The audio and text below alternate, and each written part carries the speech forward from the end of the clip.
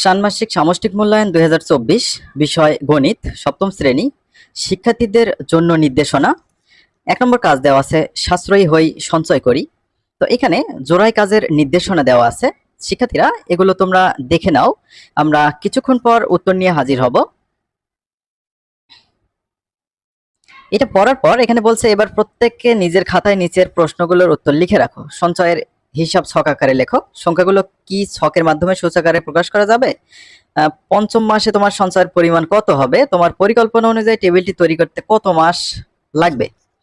কাজ ২ দেওয়া আছে পরিমাপে দক্ষতা বাড়াই, দলগত কাজের নির্দেশনা। কাগজ কেটে একটি ত্রিমাত্রিক মডেল তৈরি করতে হবে, দৈর্ঘ্য প্রস্থ উচ্চতা সমান থাকবে। দলগতভাবে কাজটির পরিকল্পনা করো এবং সবাই মিলে মডেলটি তৈরি করো। এবার প্রত্যেকে নিজের খাতায় নিচের প্রশ্নগুলোর উত্তর লিখে রাখো।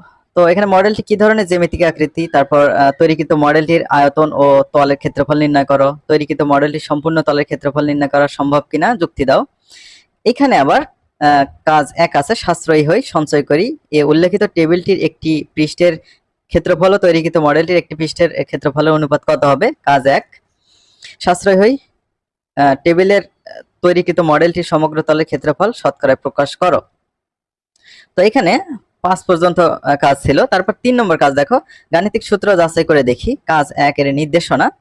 তো এখানে আমাদের কিছু সূত্র আছে, এগুলো মডেল তৈরি করতে হবে এবং প্রমাণ করতে হবে। ৪ নম্বর কাজ, জ্যামিতিক আকৃতি বুঝি ও পরিমাপ করি।